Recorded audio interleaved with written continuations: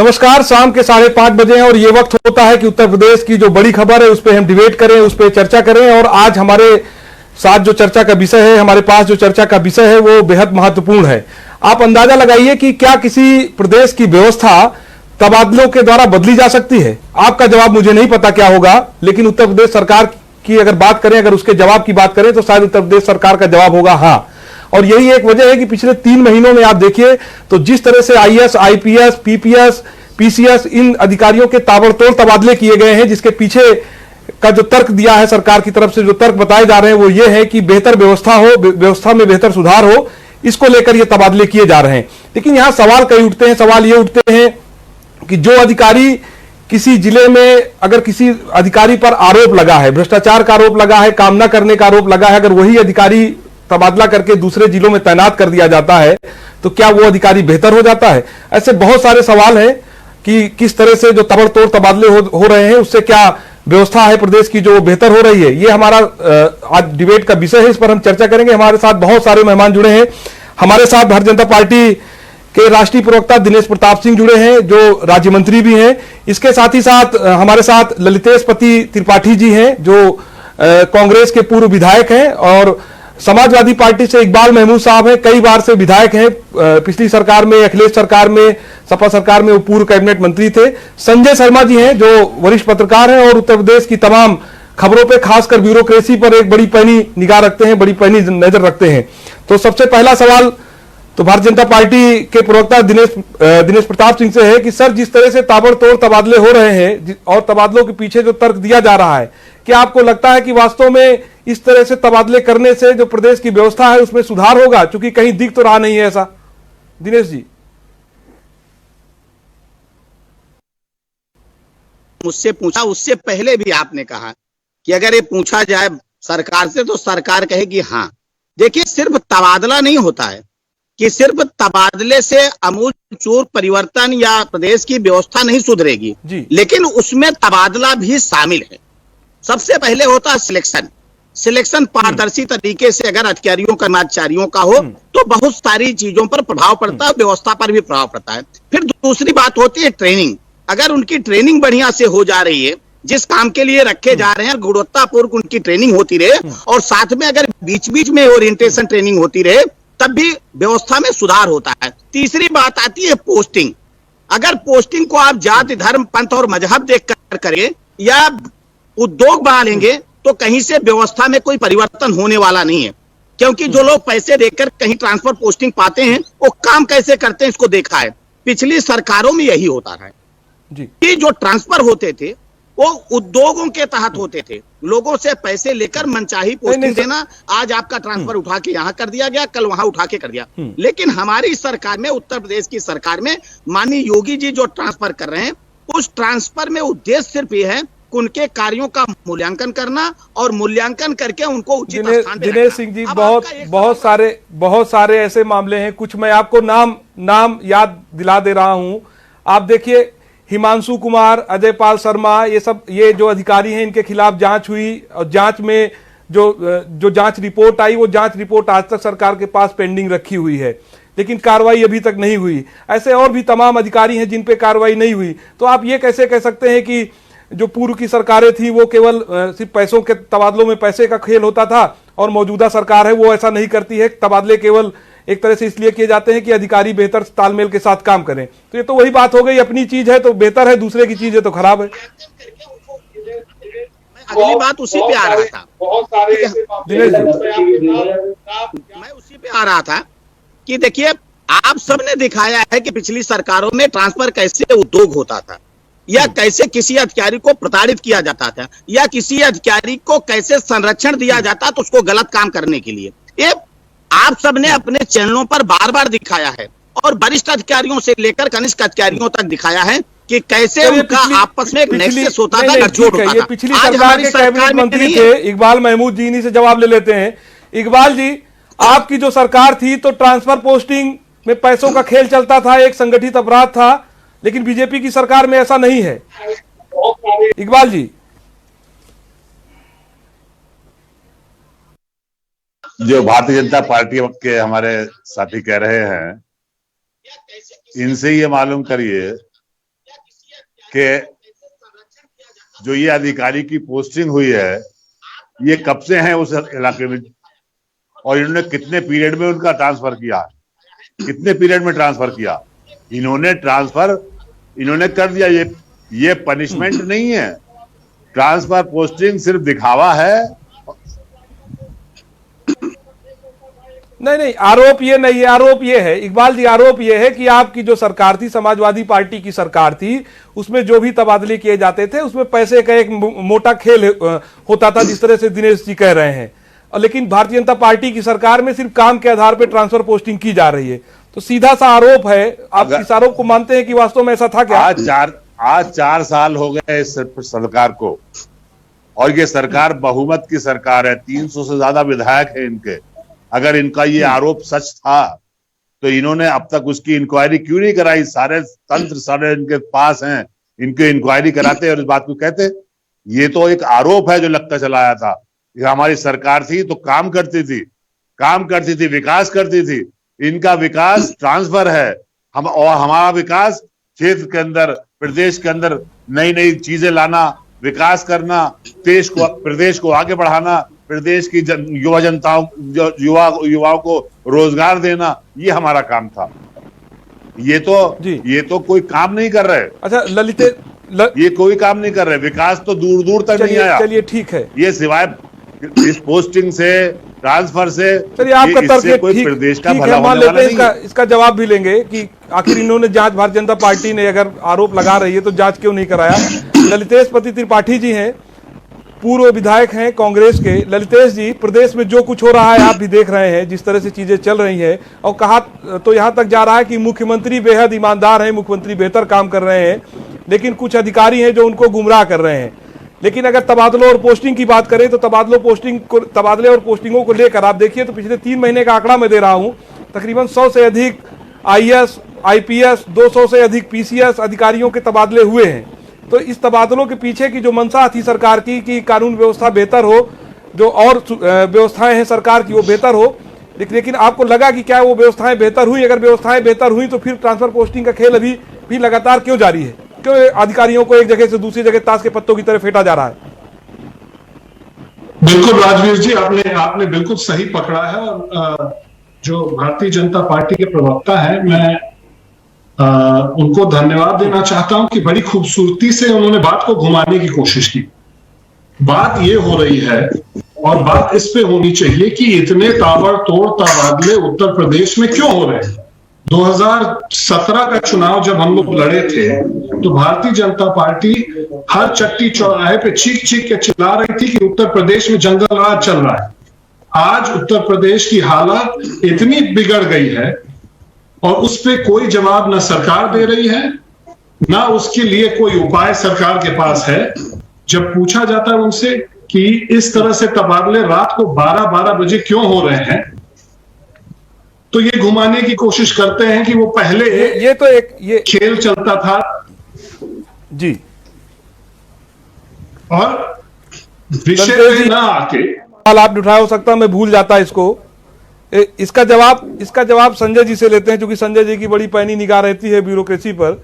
संजय जी, तबादले हो रहे हैं, सच है, हम सब लोग देख रहे हैं, लेकिन जो ललितेश जी ने एक बात कही अभी कि ये तबादले अक्सर जो हम लोग देखते हैं, हम लोगों के पास जो तबादलों की सूची आती है रात में 12 बजे के बाद ही आती है, तो क्या इसमें भी कोई गणित है क्या कि जो तबादले होते हैं रात में 12 के बाद ही किए जाते हैं? पहला सवाल। दूसरा सवाल, आपने सबको सुनने के बाद क्या लगता है कि सरकार की मंशा तबादलों को लेकर क्या है, अधिकारियों को लेकर क्या है? क्या वास्तव में जो दोषी अधिकारी हैं, जो काम नहीं कर रहे अधिकारी हैं, सरकार उनको दंडित कर रही है, या कुछ अधिकारियों को बचाने का भी खेल सरकार द्वारा किया जा रहा है? क्योंकि ये सब बातें अब हम लोगों के सामने, कुछ छिपा नहीं है, ये बात समझने की है। संजय जी, राजीव जी, इसका जवाब तो ये तो रात को काम करती है। अच्छी बात है कि उसको ध्यान आता है, आधी रात को याद आता है कि ये काम भी करना है, तो आधी रात को काम कर लेती है। मैं अपने आदरणीय भाजपा के प्रवक्ता जी की बात से बिल्कुल सहमत हूँ कि सरकार योग्य और अच्छे अधिकारियों को जिले में तैनात करती है, और उसका लाइव उदाहरण हमको देखने को मिल जाता है। ये बिल्कुल दिनेश जी सहमत हूँ कि जो जिले में अधिकारी जाता है उसकी मॉनिटरिंग होती है, ये भेजा जाता है, उसकी स्क्रीनिंग होती है कि बहुत योग्य अधिकारी जिले में तैनात है, और ये सरकार कर भी रही है। योग्य अधिकारी, 4 दिन पहले हमने उसकी योग्यता का पर्चा देखा था, बड़ीलाल पाटीदार कह रहे थे 5 लाख रुपए कम हो रहे हैं, 6 लाख रुपए दो वरना गोली पड़ जाएगी। गोली पड़ती है, आदमी की मौत हो जाती है। भाई ने शुरू में राजीव जी ने नाम दिए दो कि अजय पारसी और हिमांशु कुमार का नाम लिया। वो बिल्कुल पूरी ICS लॉबी में चर्चा का विषय है, जांच की है।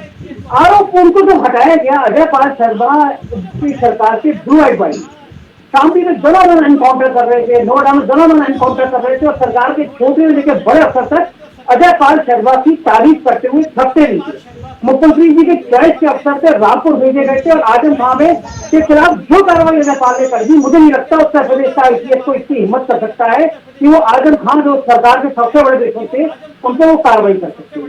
अचानक हटे इसलिए कि एक बेवस शिक्षक जी ने एक आरोप लगाया कि ये अफसर 70-80 लाख रुपए लेकर पोस्टिंग में शामिल थे, इसलिए वो विजिलेंस जांच होगी।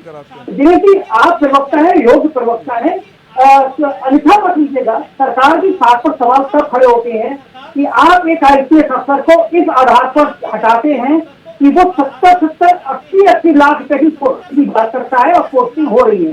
तो माननीय योगी जी तो मेरे 100 रुपए नहीं देते होंगे, आप भी सहमत हो, मैं भी सहमत हूँ। अब अफसर की पोस्टिंग कौन कर रहा है? वो रुपये अगर लिए जा रहे हैं तो वो जान रहे थे। अगर आपने एक अफसर को विजिलेंस जाके दोषी पाया उसको आधार पर है तो वो कौन आदमी का रुपए की डील कर रहा था? वो उससे जेल तो नहीं भेजा गया, वो क्यों नहीं लगाया गया? आपके भारत को खुद बेइज्जत कर रहे हैं, बड़ा सवाल है दिनेश जी, खुद बेइज्जत कर रहे हैं, सरकार को खुद बेइज्जत कर रहे हैं। एक बात और ऐड कर लीजिए, इसमें एक बात और ऐड कर लीजिए कि उत्तर प्रदेश की पुलिस मणिलाल पाटीदार को ढूंढ नहीं पा रही है। उनके बयान लेना है और जो अखबारों की सुर्खियां माने तो मणिलाल पाटीदार फरार हैं जिनको पुलिस की तलाश है। ये खुद कल प्रयागराज के ADG का एक स्टेटमेंट आया था, उसमें उन्होंने ये बात कही। तो आप व्यवस्थाएं देखिए, फिर आप कैसे कह सकते हैं कि जो तमाम ट्रांसफर पोस्टिंग हो रही है इसके पीछे जो आपस के तालमेल होते हैं नेताओं, जनप्रतिनिधियों और अधिकारियों के बीच बेहतर नहीं होता, तो इसलिए उसको उठा के दूसरी जगह भेज देते हैं। ये तर्क आपको लगता है जो आप तर्क दे रहे हैं ये ठीक तर्क है? जिन लोगों ने बात कही सब अपनी अपनी जगह ठीक कही। संजय जी ने एक बात कही और हमारे इकबाल भाई ने भी एक सवाल उठाया कि उन अधिकारियों के खिलाफ कार्रवाई क्यों नहीं हुई। अरे कार्रवाई हुई है, कुछ के खिलाफ कार्रवाई हुई है, कुछ के खिलाफ चल रही है। और हमारे यहाँ कुछ ऐसे बहुत सारे विभाग हैं जिसमें ऑनलाइन ट्रांसफर का सबको सामने बैठा के ट्रांसफर की प्रक्रिया शुरू की गई है। अब माननीय मुख्यमंत्री ने उस काम को सराहा है और सभी विभागों से कहा है कि इस तरह से ट्रांसफर की पारदर्शी व्यवस्था होनी चाहिए। अब दूसरी बात देखिए, हमारे इकबाल भाई अभी कह रहे थे, आपको याद होगा कि कैसे आजम खान ने कि अधिकारियों के साथ साठगांठ करके कैसे गरीब किसान मजदूरों की जमीनों को कैसे हड़पा था।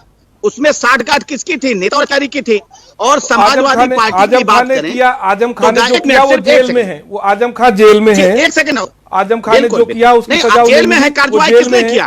कार्रवाई किस सरकार ने? लेकिन आजम खान से सर दिनेश जी, आजम खान ने जो कुछ किया, आजम खान उसकी सजा भुगत रहे हैं, आजम खान जेल में है। लेकिन जो कुछ मौजूदा समय में हो रहा है हम उस पर चर्चा कर रहे हैं कि आप बताइए कि जिस तरह अब आज की बात बता रहे हैं आप 11 तारीख को प्रधानमंत्री PMO ऑफिस में एक कंप्लेन रजिस्टर्ड होती है। वो अतुल गर्ग के खिलाफ जो राज्य मंत्री हैं उत्तर प्रदेश सरकार के, उनके खिलाफ उनके जो चचेरे भाई हैं वो FIR दर्ज करते हैं, अपहरण की बात कहते हैं, जान से मारने की धमकी की बात करते हैं, उनकी जमीन के हड़पाने का मामला कहते हैं। तो ये सब हो रहा है ना, मानेंगे या ना आपकी हो रहा है, ये सब चीजें हो रही हैं।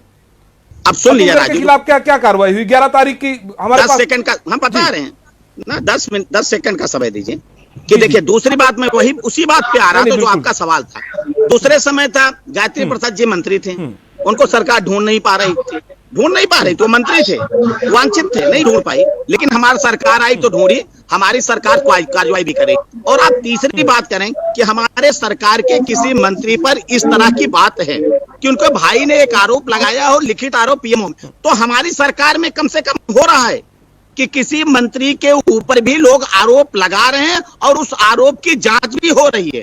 ये पहली सरकार है, नहीं तो आप मुझे बता दीजिए किसी मंत्री के खिलाफ कभी जांच हुई उसी सरकार में?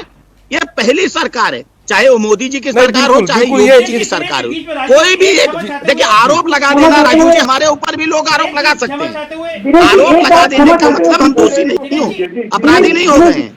तो राजनीति में प्रतिद्वंदता कैसे होती है इसको कांग्रेस के भी हमारे पूर्व विधायक जी कहेंगे, सपा के भी कहेंगे और संजय जी भी बाखूबी और आप भी जानते हैं। आरोप लगाना दूसरी बात है, कैसे योगी जी की सरकार को कहीं ना कहीं बहुत बड़ दिखाया जाए ये बात दूसरी है, लेकिन यथार्थ क्या है इसको आप सभी लोग जानते हैं। सुनिए, आप दूसरों की बात भी सुनिए, आप सुनिए, आप दूसरों की बात भी सुनिए, समझ दीजिए सर। एक नाम आपने लिया और आपकी सरकार को लाने में वो आदमी बड़ा महत्वपूर्ण रोल। आपने उसको जेल भेज दिया, बड़ी अच्छी बात है। आपको पता है कि वो आदमी सालों से जेल में रह के मेडिकल कॉलेज में मौज कर रहा है। वो आदमी जेल से निकल के आया, जिसने उसके ऊपर मुकदमा लगाया था साजिशन में, 24 घंटे में प्लानिंग करके वो फिर उस आदमी को जेल भिजवा दिया। वो आदमी जेल की जगह मेडिकल कॉलेज में क्या कर रहा है? वो आपकी सरकार है। आप जेल में रहते उसकी जगह तो मेडिकल कॉलेज में 5 स्टार की सुविधा दे रहे हैं। संजय जी, सही बात है, इस पे चर्चा करेंगे, लेकिन इकबाल जी ये बताइए कि ये तो आप मानेंगे ना, कॉलेज में रखने की अनुमति डॉक्टर ही लिखते हैं ना कि इनको मेडिकल कॉलेज में रखा जाए। सरकार डॉक्टर क्या करते हैं सबको पता है, सबको पता है। दिनेश जी सबको पता है। इकबाल जी, लेकिन ये बात तो मानेंगे आप कि मुख्यमंत्री ने जिस तरह से जो अपराधी हैं या जो भ्रष्टाचारी अधिकारी हैं या जो भी अधिकारी, चाहे IAS हो चाहे IPS हो, उनके खिलाफ जिस तरह से कार्रवाइयां हुई हैं, ये पिछली सरकारों में नहीं हुई कार्रवाइयां। चूंकि आप देखिए तो एक पूरा डाटा है कि 1000 से ज्यादा अधिकारियों के खिलाफ अब तक उत्तर प्रदेश की सरकार कार्रवाई कर चुकी है। इससे पहले क्या आपकी सरकार थी, इसके पहले बहुजन समाज पार्टी की सरकार थी, क्या अधिकारियों के खिलाफ वास्तव में इस तरह से एक्शन हुआ था क्या कभी? इकबाल जी, उत्तर प्रदेश के अंदर जंगल राज चल रहा है, पूरी बदनामी सरकार की हो रही है। मुख्यमंत्री भी हैं, उन्होंने 11 लोगों का अपना मशवरा लेने के लिए नियुक्त किया है। जो मशवरा वो लेते हैं उस पर वो काम करते हैं, अपनी अकल से कोई काम नहीं करते। देखिए, जो ट्रांसफर्स हो रहे हैं अब वो हो रहे हैं, 1 साल रह गया है चुनाव का। इस 1 साल के चुनाव के अंदर हर विधायक जो है, हर मंत्री जो है, वो अपनी पसंद की पोस्टिंग करा रहा है अपने जिले के अंदर, और वो ये कह रहा है कि हम पनिशमेंट दे रहे हैं, हम ट्रांसफर कर रहे हैं। ये कुछ नहीं कर रहे, अपने विधायकों का, अपने मंत्रियों का सहयोग कर रहे हैं, उनकी पसंद के अधिकारियों को बिठाया जा रहा है। जहां तक सवाल रहा आजम खां का, आजम खां एक मुस्लिम चेहरा है, मुसलमानों के नेता हैं, उनको ये बताने के लिए, जनता को, हिंदू भाइयों को हमारे ये गलतफहमी डालने के लिए कि आजम खां के खिलाफ हमने इतने एक्शन ले लिए ताकि हिंदू भाई हमारे खुश हो जाएंगे, इस वजह से इनके खिलाफ कोई अनियमितता नहीं है। उन्होंने एक जौहर यूनिवर्सिटी बनाई है जो बच्चों के मुस्तकबिल पे काम आएगा, जहां से उनका ये तो आप मानेंगे ललितेश जी, ये तो आप मानेंगे ना कि उत्तर प्रदेश में जो मुख्यमंत्री योगी आदित्यनाथ जी जिस तरह से कार्रवाइयां कर रहे हैं भ्रष्ट अधिकारियों के खिलाफ, ये वास्तव में इससे पहले की सरकारों में इस तरह के एक्शन नहीं लिए गए। वो ठीक बात है कि भ्रष्टाचार अगर हो रहा है तभी कार्रवाई हो रही है, ये बात है, ये बात अपनी जगह है, लेकिन कार्रवाई करना भी किसी मुख्यमंत्री के लिए बड़ी बात है। बहुत सारे इससे पहले हम लोगों ने मुख्यमंत्री देखे हैं, तमाम आरोप लगते थे अधिकारियों के ऊपर, नेताओं के ऊपर, लेकिन उन पर कुछ इस तरह से कार्रवाइयां नहीं होती थी जिस तरह से इस वक्त मौजूदा सरकार में हो रही है। तो ये आप मानेंगे ना कि मुख्यमंत्री ईमानदारी से अपना काम कर रहे हैं? इतनी ईमानदारी ललितेश है, मैं एक उदाहरण आपके सामने रखना चाहता हूं। 69,000 शिक्षक भर्ती का घोटाला हुआ, कल मुख्य आरोपी कोर्ट के सामने सरेंडर किया और तुरंत उनको जमानत मिल गई। उसमें दूसरा आरोपी भारतीय जनता पार्टी का नेता है और वो फरार है आज तक। तो यही इनकी कार्रवाई है। अब मैं जवाब अगर इनको इस बात को मानना होगा उत्तर प्रदेश की 60,000 शिक्षक भर्तियों में जी उत्तर प्रदेश में कानून का राज स्थापित करने के लिए मुझे लगता है कि 2017 में सत्ता परिवर्तन हुआ था और आज हम लोग 3.5 साल बाद उसी विषय पे हम लोग चर्चा कर रहे हैं जिसपे भारतीय जनता पार्टी ने पिछली सरकार के सामने विधानसभा सत्र में अनेकों बार बहिर्गमन किया कि उत्तर प्रदेश में कानून का राज नहीं है। 3.5 साल बीतने के बाद वो इस बात पे क्यों नहीं चर्चा करने को तैयार हैं कि उत्तर प्रदेश में कानून का राज कब स्थापित होगा। ये ताबड़तोड़ तबादले यही दर्शाते हैं, या तो उत्तर प्रदेश में जंगल राज है इसीलिए तबादले हो रहे हैं, और या तो कोई दूसरा खेल है इसीलिए तबादले हो रहे हैं। ललितेश जी आते हैं। दूसरा खेल क्या है वो उस पर भी चर्चा करेंगे। हालांकि संजय जी ये बताइए कि हम लोगों ने इसके पहले जो सरकार थी, भारतीय जनता पार्टी विपक्ष में थी, तो उस समय भी देखते थे कि जब भी तबादले होते थे तो भारतीय जनता पार्टी की तरफ से एक लंबा प्रेस नोट आता था जिसमें सीधा आरोप लगाया जाता था कि किस तरह से पैसे के लेन देन को लेकर तबादले किए जा रहे हैं, पैसे लेके IAS IPS बदले जा रहे हैं। लेकिन अब अगर भारतीय जनता पार्टी की सरकार में IASों के तबादले हो रहे हैं और विपक्ष ही आरोप लगा रहा है, तो इसमें गलत क्या है? देखिए, हम आम आदमी भाजपा को बेहतर मानता था, विकल्प बेहतर मानता था, ईमानदार मानता था, इसीलिए उनको सरकार बनाने के दी है। और मैं ये भी मानता हूं कि योगी जी को नहीं पता होगा, लेकिन क्या कारण है कि आप बाहर के राज्यों के अफसरों को ले आ रहे हैं, उनको जिले की कमान दे रहे हैं। उन्हें उत्तर प्रदेश में कोई मौका नहीं था पहले काम करने का, तो कौन है उनके पीछे जो अन्य राज्यों के दागी अफसरों को उत्तर प्रदेश में ला रहा है, उनको तैनाती दिलवा रहा है, और बाद में पता चलता है वो आदमी जाते ही बैटिंग करने लगा। सामान्य सी बात ये IPS कहा करते थे कि स्टेट सर्विस के लोगों से डायरेक्ट अफसर ज्यादा अच्छे होते हैं, उन्हें पोस्ट करिए, ये विजन दिया गया। नतीजा मणिलाल पाटीदार के रूप में सामने आया। और राजवीर जी, आज मैं आपके चैनल में खुलासा कर रहा हूं, एक बहुत बड़े साहब वैभव कृष्णा जी को बहाल कराने के लिए 5 दिन पहले मुख्यमंत्री के कार्यालय में पहुंच गए, फाइल रख दी गई। वो तो अच्छा है कि मुख्यमंत्री जी को उनकी कहानी मालूम थी, उनके अश्लील वीडियो देख रखे थे, मुख्यमंत्री ने फाइल उठा के फेंक दी। मेरा कहना यह दिनेश जी कि वो लोग चिन्हित किए जाने चाहिए जो इन दागदार तैनातियों के पीछे खेल कर रहे हैं।